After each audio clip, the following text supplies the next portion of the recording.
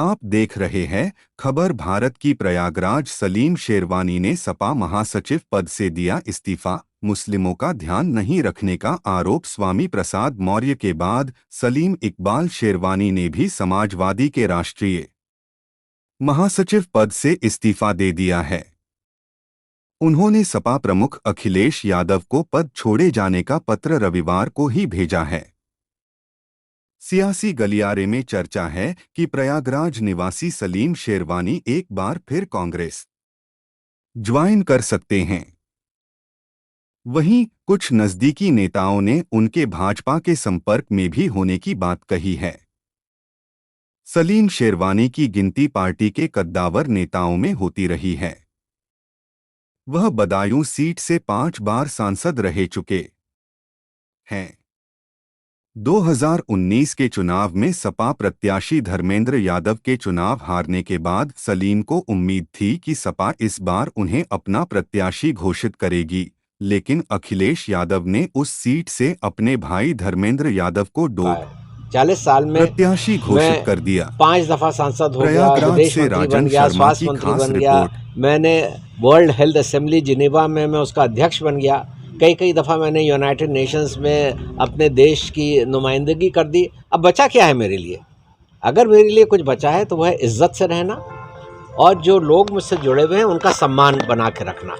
तो अगर मैं कहीं भी कोई पार्टी मुझे बुलाएगी, मुझे पहले ये देखना है कि मेरा और उनकी बातचीत में क्या निकलता है। फैसला मैं नहीं करूँगा जब तक मैं अपने लोगों को उसमें इन्वॉल्व नहीं करूँगा। समाजवादी पार्टी और बसपा के लोगों ने बातचीत की है? सपा के भी लोगों ने मुझे अप्रोच किया है। कांग्रेस से भी कोई बात की? कांग्रेस के कुछ लोगों ने मुझे अप्रोच किया है, मगर वो बहुत ही मिडिल लेवल के लीडर्स हैं। अब वो क्या उन्होंने कहा है कि साहब वो आप चलिए तो ऐसे में नहीं जाऊंगा। अगर कांग्रेस से मुझे कोई अप्रोच करे तो चाहे तो वो प्रियंका गांधी जी हो या राहुल गांधी साहब हो, अगर वो मुझे बुलाएंगे मैं ज़रूर जाऊंगा उनसे मिलने। अच्छा, एक बात आपने और कही थी कि मुसलमानों का कोई रहनुमा नहीं है, इतनी आबादी है, क्या इसका क्या मायने है? इसका माने यह है कि मुसलमान, देखिए मुसलमानों का रहनुमा मेरी नज़रों में मुसलमान से ज़्यादा बेहतर कोई हिंदू बन सकता है जो मुसलमानों की आवाज़ उठाए। आज मैंने ये कहा कि अगर मैं एक मुसलमान की हैसियत से महसूस करता हूँ कि मैं एक सेकुलर मुल्क में रहता हूँ या मैं अपने आप को सुरक्षित महसूस करता हूँ, तो इसका पूरा क्रेडिट हिंदुओं को जाता है जो 80% हैं। वो मुझे महसूस कराते हैं कि मैं सुरक्षित हूँ, वो मुझे महसूस कराते हैं कि मैं सेकुलर मुल्क में रहता हूँ। आज वो चीज़ ख़त्म होती चली जा रही है। अच्छा, बीजेपी तो इसी बात का दावा कर रही है, चाहे पीएम मोदी हो चाहे सीएम योगी, कि सबका साथ, सबका विकास, सबका प्रयास। यकीन है कुछ? मैंने जैसे कहा कि करने में, कहने में और करने में बहुत फ़र्क है। मैं तो रिजल्ट करके ये मुझे योजना जो तमाम उनका उसमें कोई मुस्लिम अगर ज़्यादा रिप्रेजेंटेशन मिला। जितनी रिपोर्टें आई हैं उसमें यह है कि मुसलमानों के हालात दलितों से भी बदतर है। के सामने आंकड़े हैं। नहीं, वो तो अलग बात नहीं है। अगर आप ही कह रहे हैं सबका साथ सबका विकास, अगर इस मुद्दे पे, इस बात पे और आगे बहुत अच्छी बात है। देखिए मैंने आज मैं अपनी ज़िंदगी की उस में हूँ कि मुझे पर्सनली कुछ नहीं है, बहुत मौका है। सामने है, जल्दी आचार संहिता लग सकती है, चुनाव लड़ेंगे को मौका देना चाहिए। रिटायरमेंट है जो रिटायरमेंट तो हो ही चुका है एक तरह से, क्योंकि मैंने अखिलेश जी से भी कह दिया था जब मैंने उनको ज्वाइन किया था कि मैं किसी भी सीट का इच्छुक नहीं, मगर जहाँ आप मुझे इस्तेमाल करना चाहेंगे मैं जाऊँगा, इलेक्शन लड़ाऊँगा। मैं कोई नहीं चाहता। बदायूं में जो कैंडिडेट बदल दिया है, शिवपाल जी को लाया गया है, तो क्या लगता है आपकी नाराज़गी दूर करने के लिए है? अब आप क्या शिवपाल जी की मदद करेंगे? देखिए शिवपाल जी जो हैं वो एक बहुत सुलझे हुए और बहुत ही अच्छे लीडर हैं। और एक बात मैं उनकी आपसे कह दूं, जब मैं पार्टी में भी नहीं था और शिवपाल जी मंत्री थे, जब भी मैं उनको फ़ोन करता था किसी बात के लिए भी, तो वो ये नहीं कहते थे जी बताइए, वो कहते थे आदेश दीजिए। तो उन्होंने बहुत इज़्ज़त दी है मुझे। तो मेरे लिए शिवपाल जी की मुखालफत करना बहुत मुश्किल बात है। तो इसी वजह से तो कहीं नहीं वहाँ पे कैंडिडेट बदला गया। हो सकता है, आपकी नाराज़गी दूर हो सकता है, बिल्कुल हो सकता है। आप उनकी मदद करेंगे? मतलब मेरे सारे लोग जो हैं वो शिवपाल जी की मदद कर सकते हैं, मगर जैसे मैंने कहा कि अब मुझे जाके वहाँ बात करनी पड़ेगी। कुछ लोगों ने ये कहा कि मुझे राज्यसभा का टिकट नहीं मिला इसलिए मैं नाराज़ हो गया।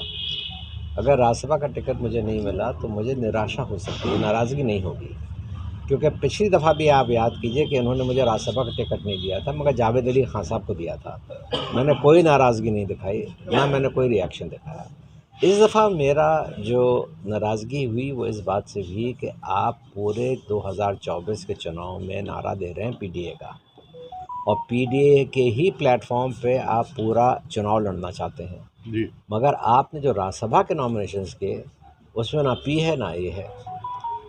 तो हमारी कौम ने, मुसलमानों ने पिछले उत्तर प्रदेश के चुनाव में 80% से ज़्यादा वोट समाजवादी पार्टी को दिया, ये सब के सामने ज़ाहिर है, और उसको आप रिप्रेजेंट ना करवाइए, तो मुझे इस बात से बहुत ज़्यादा नाराज़गी है। अच्छा सर, ये लगता है कि आपकी नाराज़गी की वजह से अखिलेश ने बदायूं के प्रत्याशी को बदल दिया? नहीं, देखिए, धर्मेंद्र जी से मुझे कोई ज़ाती नाराज़गी नहीं है। उन्होंने बहुत दफ़ा मुझे कांटेक्ट किया, उन्होंने बहुत मुझे मनाने की कोशिश की, मगर मैंने उनसे ये कहा कि मैंने एक प्रिंसिपल पे स्टैंड लिया है और वो स्टैंड मैं नहीं बदल सकता अपना।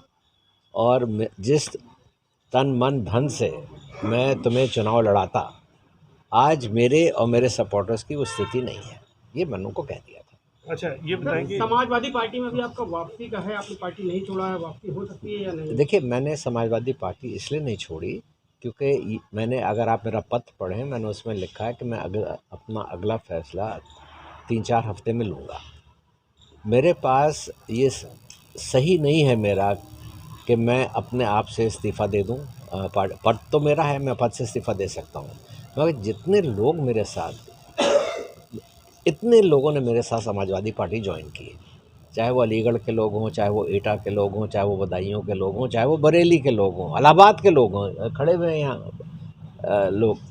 अब मैं बग़ैर इन लोगों की राय लिए हुए, बग़ैर इनसे पूछे हुए कोई फ़ैसला कर लूँ, तो ये इसको मैंने नहीं सही समझा। इसलिए मैं अब एक मीटिंग कॉल करने जा रहा हूँ अगले हफ्ते 10 दिन में। मैं सब लोगों को बुलाऊंगा, बातचीत करके फिर अपना फैसला लूँगा। अखिलेश से अगर बातचीत होती तो वहाँ भी है रास्ता खुला हुआ? मैंने, मुझसे किसी ने सवाल पूछा, मैंने कहा कि अखिलेश जी अगर मुझे बुलाएंगे तो मैं ज़रूर उनसे बात करने जाऊंगा। मेरा कहीं भी ये नहीं है कि मैं अकड़ के बैठ गया हूँ, या मेरी तबीयत आप लोग सब जानते हैं कि मैं पॉलिटिक्स में मैंने ना कभी रिएक्शन किया है, ना मैंने किसी को बुरा कहा, ना मैंने किसी को बदनाम किया है। मुझे कोई बुलाएगा, कोई भी लीडर बुलाएगा, बड़ा लीडर, मैं उससे मिलने ज़रूर जाऊँगा। भाजपा में भी जा सकते हैं, भाजपा से बुलाया गया है। देखिए, भाजपा